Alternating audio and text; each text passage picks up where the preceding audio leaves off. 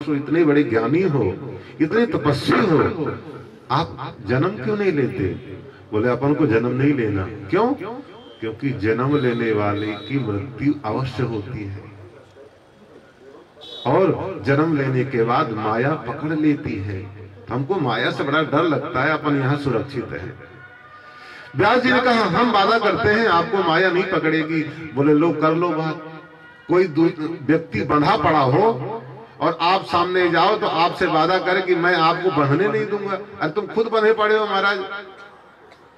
बोले तो कैसे काम चले? बोले स्वयं भगवान कृष्ण, भगवान नारायण आकर के यहाँ पर मुझे वादा करें कि माया तुम्हें नहीं व्यापेगी, तुम्हें जन्म ले लूंगा। भगवान आए और बाहर नहीं, गर्भ में आकर के सुखदेव के सामने प्रकट होकर के वादा करते हैं, सुख तुमको मेरी माया नहीं व्यापेगी। कितना अद्भुत है ये बालक, अभी जन्म नहीं लिया इसने और गर्भ में प्रभु का इसको दर्शन हो गया। जन्म लिया और जन्म लेती, क्योंकि माया तो व्यापी नहीं, जन्म लेती ही प्रगाढ़ वैराग को स्वीकार करके वन में चले गए। अच्छा प्रेम से बोलो जय श्री कृष्ण। उन्हीं भगवान सुखदेव को सूत जी यहां नमन कर रहे हैं। तम सुखम प्रणमाम में हम, ऐसे सुखदेव को हम प्रणाम करते हैं। गुरुदेव का वंदन किया और वंदन करने के बाद उनके एक एक प्रश्न का उत्तर दे रहे हैं। आपने पूछा था क्या करना चाहिए, उस बात को यहां बता रहे हैं कि सवई पुंसाम परो धर्मो यतो भक्तिर अधोक्षजे अहैतुक्य प्रतिहता ययात्मा संप्रसीदति। मनुष्य का सबसे बड़ा एकांतिक जो धर्म है वो है वासुदेव श्री कृष्ण के चरणों में भक्ति हो जाना। यतो भक्तिर अधोक्षजे, अधोक्षज भगवान श्री कृष्ण के चरणों में भक्ति हो जाए, ये सबसे उत्तम कर्म है व्यक्ति का। बोले इससे होता क्या है? अहेतुक प्रतिहता, जब आपके अंदर अहेतुकी भक्ति हो जाएगी तब ययात्मा संप्रसीदति, आपकी आत्मा प्रसन्न हो जाएगी। प्रेम से बोलो जय श्री कृष्ण। कंडीशन लगा दिया है, बहुत तगड़ी कंडीशन। क्या है? भक्ति तो हो पर अहेतुकी भक्ति हो, हेतु रहित, कोई कारण नहीं होना चाहिए। अब हम लोग क्या करते हैं, भक्ति करते हैं तो उसमें 50 कंडीशन हम लगा देते हैं। हम बांकी बिहारी दर्शन करने जाएंगे तो कहेंगे प्रभु दर्शन करने आए हैं, हमको बेटी मिल जाए, बेटा मिल जाए, बेटे का विवाह हो जाए, नौकरी मिल जाए, पैसा आ जाए, धन आ जाए, महाराज रोगी भी है, रोग भी खत्म हो जाए तो। अच्छा प्रेम से बोलो जय श्री कृष्ण। शास्त्रकार ने यहाँ कहा बोले अहेतुकी भक्ति होना चाहिए, हेतु नहीं। हम जितने चालाक, माता जी हम जितने चालाक है ना, हमसे ज्यादा भगवान चालाक है। प्रेम से बोलो जय श्री कृष्ण। एक सेठ गया बांकी बिहारी दर्शन करने तो कंजूस थे।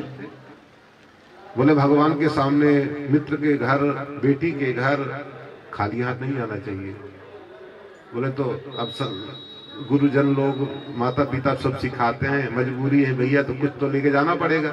तो मार्केट में देखा है भैया कोई सस्ता फल मिल जाए। पूछा धकेल में भैया अमरूद दे रहे? बोले हाँ। कैसे? बोले भैया 60 रुपए किलो। अरे राम राम, 60 रुपए किलो? बोले ऐसा नहीं, कोई छोटा सा है। बोले ये आपको 1 रुपए का मिल जाएगा। बोले लाओ इसी को दे दो। अब 1 रुपए का फल कैसे आता है आप ही जानते हो। बांकी बिहारी जी के चरणों में चढ़ा दिया। प्रभु आपने कहा है ना कि पत्रम पुष्पम फलम तोयम यो मे भक्त्या प्रयच्छति। भक्त मुझे पत्र पुष्प फल कुछ भी दे दे तो महाराज फल लाया हूं आपके लिए। क्या चाहिए भगत जी? एक पोता चाहिए। बेटा की शादी के 10 साल हो गए हैं, पोता नहीं हुआ, एक पोता चाहिए। भगवान ने कहा जा दिया। साल भर बाद आया, बड़ा बेचारा रोते रोते तोता हो गया पर रो रहा था। बोले क्या बात है? बिहारी जी ने पूछा क्या बात है? महाराज आपने तोता तो दिया पर इसके सर को देखो ना कितना पिलपिला है। भगवान ने कहा तुमने अपने अमरूद को नहीं देखा था? तेरा अमरूद कितना पिलपिला था। जैसी तेरी तुमड़ी वैसे मेरे की, जैसा तेरा फल था वैसे मैंने तुझे आशीर्वाद दे दिया। अच्छा प्रेम से बोलो जय श्री। तो अहेतुक के प्रतिहता, कभी भी जो है भक्ति में हेतु नहीं होना चाहिए, कारण नहीं, कंडीशन नहीं लगाना चाहिए। प्रभु हमको ये दोगे तो करेंगे। वो लोग मन्नत मानते हैं, बोले कि हमने मन्नत मान रखी। क्यों? हम गंगा जी जाएंगे नहाने, कब? बोले जब नौकरी लग जाएगी। अगर नौकरी नहीं लगी तो गंगा जी नहाने नहीं जाओगे? हैं? ये कैसा कंडीशन लगा रहे हो भाई? अब भगवान को ऐसी भक्ति पसंद नहीं है। भगवान कहते हैं अहेतुक प्रतिहता। जब तुम्हारे अंतःकरण में अहेतुकी भक्ति आएगी तब जाके यह आत्मा संप्रसिद्धि, तुम्हारी आत्मा प्रसन्न हो जाएगी। इससे होगा क्या? भगवान के चरणों में जब भक्ति योग से आपका मन लग जाएगा तो आपको ज्ञान और वैराग्य की प्राप्ति होगी। माता जी सुनाने को बहुत कुछ है पर क्या करें, अभी कथाएं भी बहुत बड़ी, बता देता हूं थोड़ा सा। जब भगवान के चरणों में भक्ति को हम निवेदित करते हैं, भक्ति मीन्स भगवान की पत्नी, भगवान की पत्नी ही तो है भक्ति। और जब भगवान की पत्नी भगवान को हम समर्पित कर देंगे तो उनसे दो संतान जन्म लेती है, एक ज्ञान और दूसरा वैराग्य। जब तक भक्ति नहीं है भगवान के पास तब तक ज्ञान वैराग्य हो ही नहीं सकता। तुम कितने भी शास्त्र पढ़ लेना, कितने भी तुम गंगा जी में डुबकी लगा लेना, हृदय में भक्ति का होना बहुत जरूरी है। भगवान और भगवान की भक्ति, उसके बाद आपको ज्ञान वैराग्य की प्राप्ति हो सकती है। अन्यथा कभी जीवन में ज्ञान मिलने वाला नहीं है, वैराग्य जगने वाला नहीं है। इसलिए भगवान विश्वक्सेन के प्रति प्रेम हो, उनकी कथाओं में प्रेम हो और धर्म का अनुष्ठान करते रहिए, कर्म करते रहिए। आपके कर्म से, आपकी इस अनुष्ठान से अगर भगवान श्री अधोक्षज कृष्ण के चरणों में प्रीति नहीं जगी तो समझ लेना श्रम एव ही केवलम, ये आपका परिश्रम मात्र है और कुछ नहीं। नोत्पाद एत यदि रतिम, तो श्रम एव ही केवलम। भगवान श्री कृष्ण के चरणों में प्रेम का होना बहुत जरूरी है।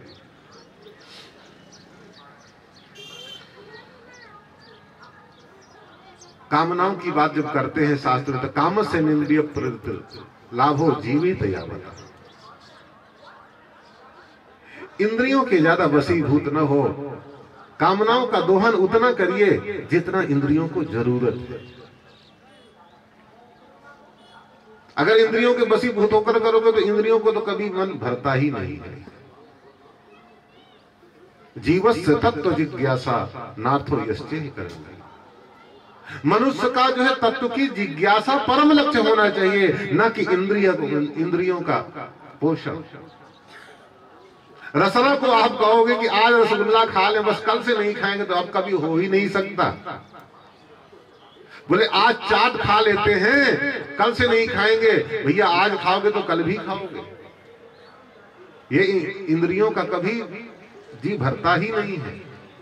तो हमारा लक्ष्य क्या होना चाहिए? हमारा लक्ष्य होना चाहिए परम तत्व को जानना, तत्व की जिज्ञासा होनी चाहिए। तत्व क्या है? तत्व वास्तविक है वही भगवान श्री कृष्ण परमात्मा, और उसी परमात्मा को अनेक नामों से लोग जानते हैं। ब्रह्मेति परमात्मेति भगवान इति शब्दते। कोई ब्रह्म कहता है, कोई भगवान कहता है, कोई कृष्ण कहता है, कोई मुरली वाला कोई कहता है, कोई माखन चोर कहता है, कोई चित चोर कहता है, कोई टेढ़ी टांग वाला कहता है, कोई बांकी बिहारी कहता है। इसलिए श्रद्धा पूर्वक उनके चरणों में मन को लगा करके कर्म करते रहिए, अनुष्ठान करते रहिए। आपका धर्म, आपका कर्म सिद्ध हो जाएगा। और जब कर्म सिद्ध हो जाएगा तब आपकी स्थिति पता क्या बनेगी? तस्मादेके न मनसा भगवान शाश्वतां पति। तब उस शाश्वत पति भगवान श्री कृष्ण के चरणों में प्रेम होगा और उनकी लीला कथाओं में आपका मन लगने लगेगा। और आखिरी में आपकी स्थिति क्या होगी? आपका ध्यान लगने लगेगा। मैंने देखा बहुत से लोगों को कहते हैं, बोले क्या कर रहे हैं? बोले हम योगा कर रहे हैं। क्या कर रहे हैं? ध्यान कर रहे हैं। ध्यान आंख बंद करने का नाम नहीं है। मैंने अभी जितना प्रोसीजर बताया है, इसको फॉलो करोगे तब जाकर के वो ध्यान आएगा। प्रेम से बोलो जय श्री कृष्ण। क्या है? यदुध्यासना युक्ता कर्म ग्रंथि निबंधनम छिन्नन्ति को वितस्य कोनो कुर्यात् कथा रति। फिर आप ध्यान योग के द्वारा अपने कर्मों की ग्रंथियों को भेदन करेंगे। कर्मों की ऐसी अद्भुत गांठ है कि ये कभी खुल नहीं सकती, और अगर इसको खोलना है तो इतना सब कुछ करके ध्यान योग के द्वारा कर्मों की ग्रंथियों को खोलना पड़ेगा। और ऐसे भगवान श्री कृष्ण जिनकी कथा, लीला कथा सुनने मात्र से कर्म की ग्रंथियां छूट जाती हैं, ऐसे कौन कुर्यात् कथा रतिम, ऐसे भगवत कथा से प्रेम कौन नहीं करेगा?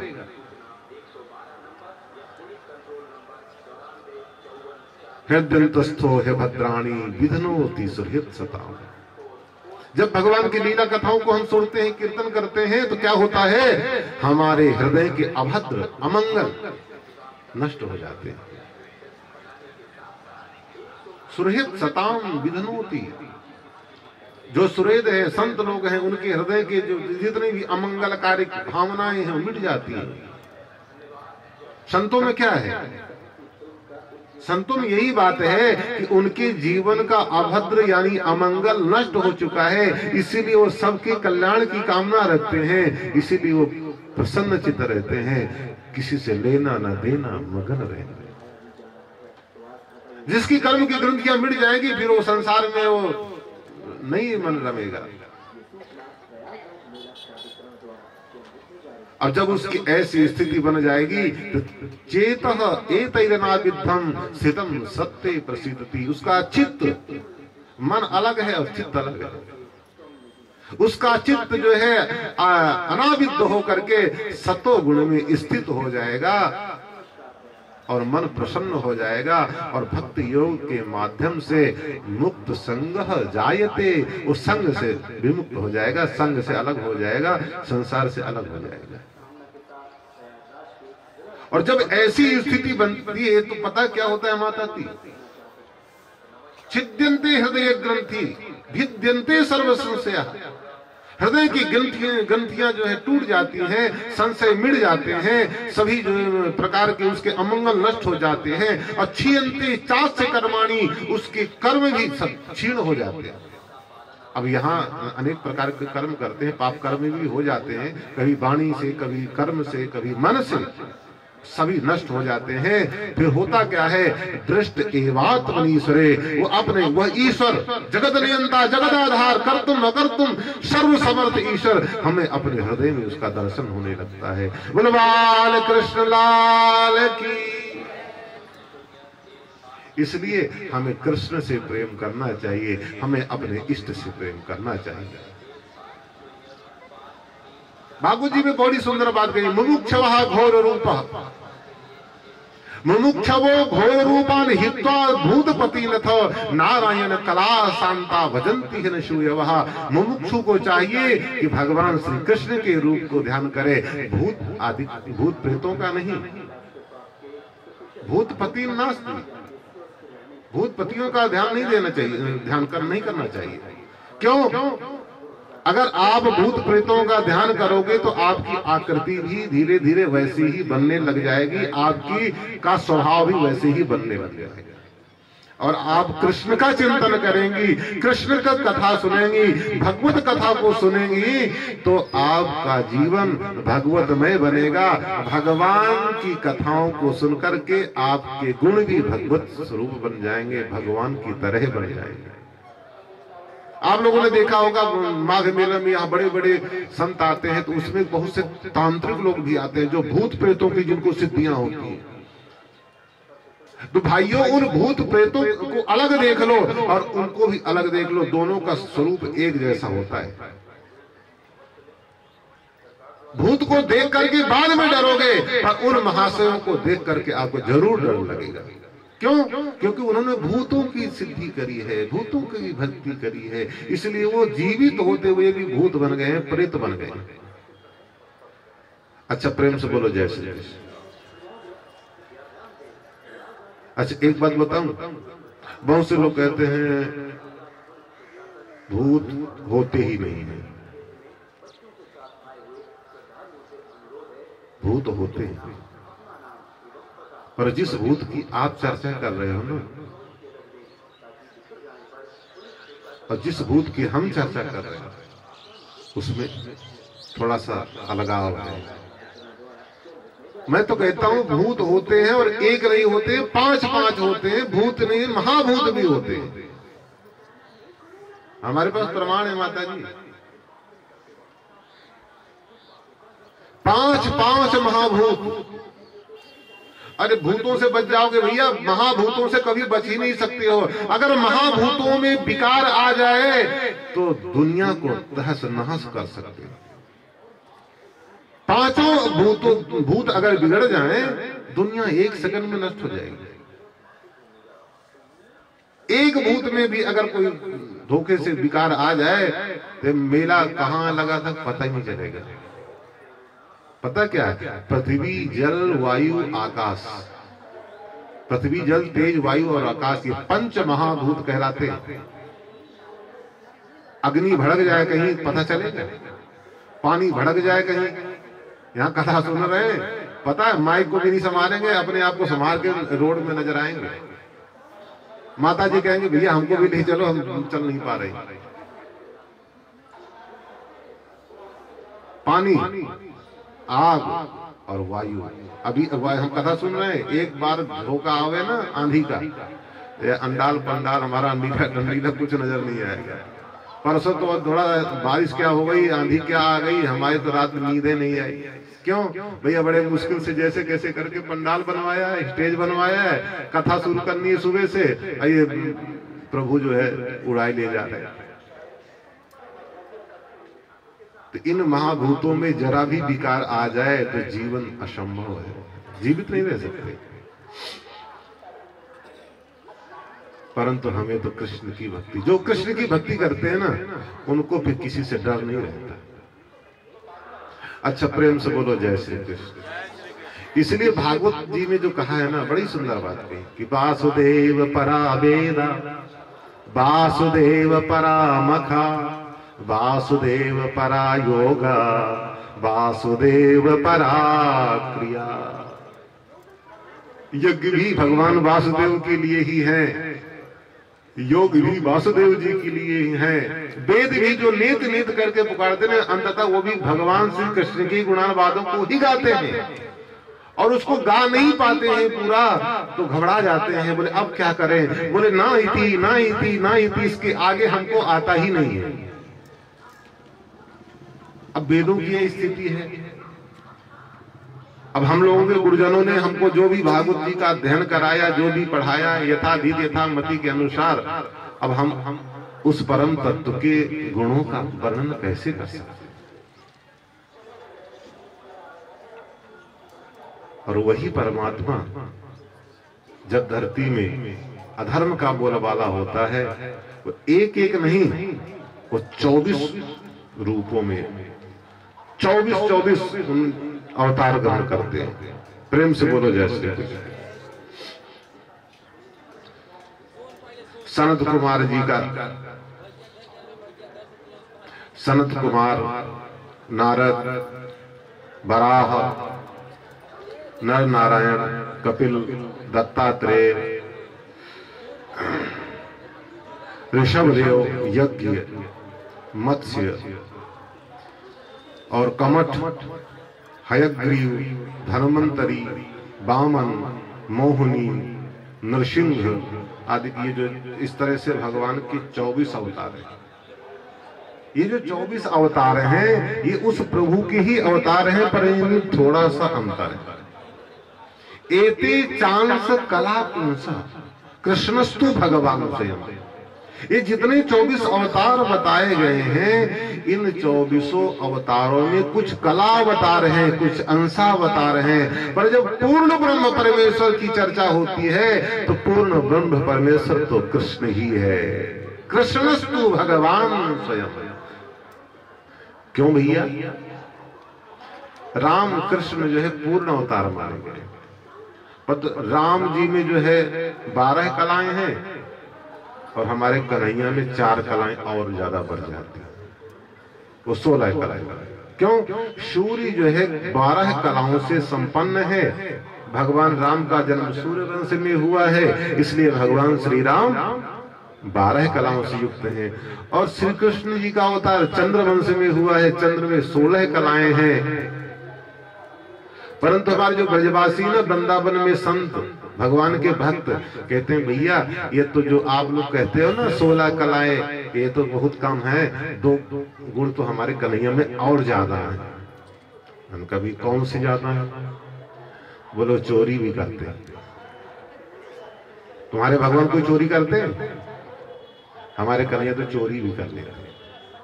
और बोले हमारे कन्हैया तो झूठ भी बोल लेते हैं।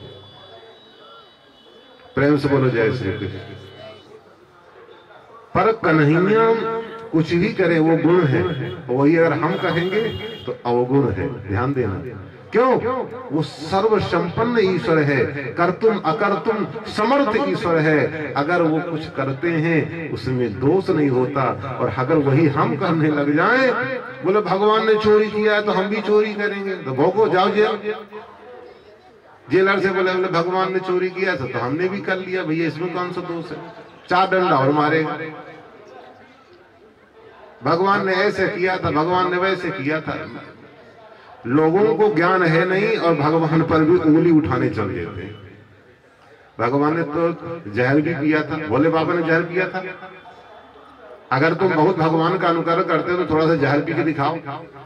हमारे छोटे से कन्हैया ने 7 कोस के लंबे चौड़े पहाड़ को, गिरिराज को, पर्वत को अपनी इकन्नी उंगली में 7 दिन 7 रात्रि पर्यंत उठा करके रखा। तुम हाथ ही ऐसा किए रहो, बस खाली हाथ ऐसा 7 दिन 7 रात्रि पर्यंत नीचे नहीं आना चाहिए, नानी याद आ जाएगी, भूल जाओगे सब भगवान बनना।